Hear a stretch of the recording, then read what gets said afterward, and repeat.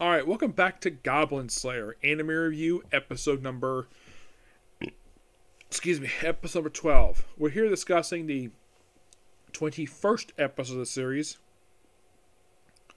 which is called, if I can find the page here, there we go. Once there was youth, now there's nothing at all. And this episode covers the first 3 chapters of the book. Yes, first 3 chapters of book number 8. And based on what I'm seeing, basically, for the way the chapters go for the next few episodes, it seems as though by the end of the season, we're going to go finish up book 8. And I do think the 4 episodes is perfectly fine for an adaptation of what they did here. Yeah, this is fine. I love the fact they basically got this far. I still kind of wish they would have fully adapted books 3 and 4, but they probably going for the movie, so there's that. So it starts out with a flashback to, I think this is basically something to deal with a sword maiden, where they deal with some other monsters for a bit. And then we cut the present day where we see Goblin Slayer's party, where supposedly they would see version of goblins and just other creatures. They deal with them, and they point out the guild, like the long one, and of course basically then we get a treasure. There's fight between 4 of them, where High Elf Archer gets the gold piece. Dwarf Shaman gets the staff that's there. Goblin Slayer gets, I think he gets a seashell. The seaweed, I believe that, well, I know Priestess gets something, I know that Lizard Priest gets something. So right afterwards, they go back then we cut to basically the farm that Goblin Slayer lives on. Cowgirl is given basically the seashell. They do cut out this really interesting scene from the book where Goblin Slayer is called back to the guild, and in the book, basically, he walks on Cowgirl changing. She's embarrassed at this, and she apparently doesn't mind the fact Goblin Slayer sees her butt naked, because they know each other for a long time. So then apparently he's called back to the guild. They do mention in the book that this is normal for basically a personal request they do in a rented room in the tavern for the guild. In the episode, they don't mention this at all. You can kind of say that that's supplementary, like mentioning something about the whole thing about the guild itself. Not mentioning here. You can tell just by visually while watching the episode. Yeah, it's not surprising the fact Guild has got a room like this. So, who has summoned him for this request? Sword Maiden, of course. Yep. And she's here with the Acolyte who disappeared last episode. So, basically, she's here to request Goblin Slayer's help for bodyguard duty against goblins. Because, basically, he's like, oh, get any other goblins, but Sword Maiden's like, he's the only guy I trust. And it's like all about bodyguarding her on this route to the capital, between the capital and Watertown. So Goblin Slayer agrees to the quest, and he'll talk to his party about it. And now you might be curious though, did they kind of see him talk to his party? No. This is completely untrue, because in the book they went straight to this. Basically, presumably you could say, oh, he must talk off screen, so the 4 of them, plus the Sword Maiden, and Acolyte, and get this. Lizard Police is driving the carriage. Yep. So they drive out there perfectly fine. They camp for the night. And we see basically Elf. We see High Ranch Elf, Dwarf Shaman, and Lizard Priest. And the priest is all around in a circle just leaning against some bags they're carrying. And Goblin Slayer just watching by fire. Sword Maiden being a bit, according to Goblin Slayer, being a bit anxious. Which, of course, is a change in the manga. The light novel, where she said she just woke up. And he's like, I'm not a restless child, which that she did say in the book. Because she says this when Priestess wakes up. They chat for a bit, and then, of course, they discover, oh crap, goblins are coming. So Priestess very quickly puts on her sheath of armor, and, of course, Goblin Slayer tells her very distinctly, wake up, there are 3. Which, of course, she does, and they have a pretty brief battle sequence with goblins.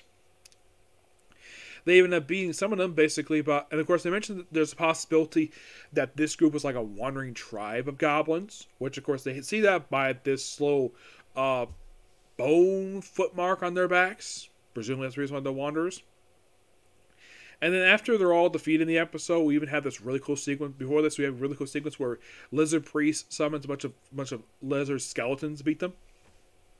For some reason, Goblin Slayer and Lizard Priest decide to slice them open, like skin them when they're dead. And they're like, "Why the heck are you doing this for?" Oh, just to make sure we got everybody. But there's a few stragglers by feeding wolves, but they're a minor thing right now. So they arrive at Cabal, and of course, there's a long line getting in. And then there's a carrot comes by while they're basically coming by. And Goblin points out, though, it's the king. He comes in person because, basically, well, cities might rebel. And Priestess obviously asks, how would he know that? He comes from a small village. He's done it before. So, it's tax collecting season. Now, if you're really curious, though, is it because, basically, that we're getting close to tax collecting season that the dub of the episode basically mentioned that? No, because that's from the book itself, and my guess is the dubbers are just basically trying. The people who do the script for this thing are probably just translating what exactly people are saying in English, basically for their own for dubbing purposes. There's nothing really controversial here per se. Yeah, kings collect taxes. So what? There's nothing wrong with that at all. And then they finally reach the front. And of course, they all identify what they are. And apparently, they've never seen. And of course, they've never seen Goblin because he mentioned he's never been the cow before. And he tossed him basically his tag like, "Oh, a sword adventure." And of course, he said, "What are you?" And like, "I'm an adventurer." And he tossed him basically his tag. And of course, this is of course quite hilarious. Or right, the name is Ledger. And then of course, it's like, can you verify your sword adventure? The guild can verify it. And then Shilbei comes by and says, I can vouch he's basically a ceramic adventurer. And it's like, "Oh, Lady Archbishop." It's like, "Can I see a ledger?" Says, right faster. Sure. And then she writes down, and of course it's like, "Here." Yeah, don't want to look at how hot the sword maiden is. And then they enter the capital. Yep. Great episode. I love this one. I thought it was really good. Aside from the minor submention material cut here and the one funny scene they could have kept in, probably because basically it's a bit of nudity, but we don't really see much of anything. We see some skin. Yes, do we see cowgirls we're in? No. Do we see do we see any nipples? Nope. In the book, basically, she's covered by a sheet. I thought it was kind of weird they cut this scene out. Now, for wider audience, I don't think much of an issue for her to keep this in. Some people might think, "Oh, Goblin Slayer's a pervert walking out of a woman changing." Here's the thing with that. Goblin Slayer is not a pervert. And here's something also interesting, though. It would not be the first woman he's seen naked. He has seen Priestess naked. He has seen Sword Maiden naked. No, he did not have sex with them. Nope.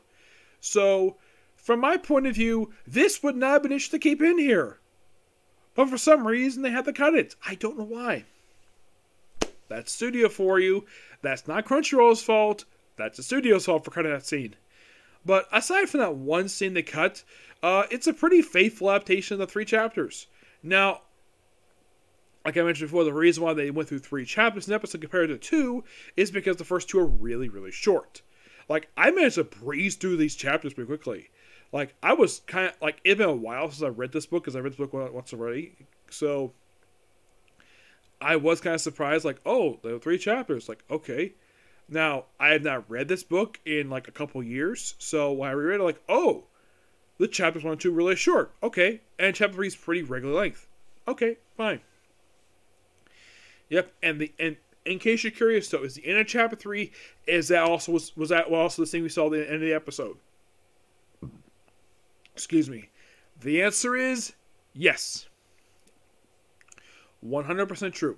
That is completely, that's definitely correct. The scene we saw at the end of the episode, that was definitely the end of the chapter. Yep, so yeah, that's a typical view. I'm going to read a couple trades here and then basically do a comic core next. Okay, thanks, Phil. Bye.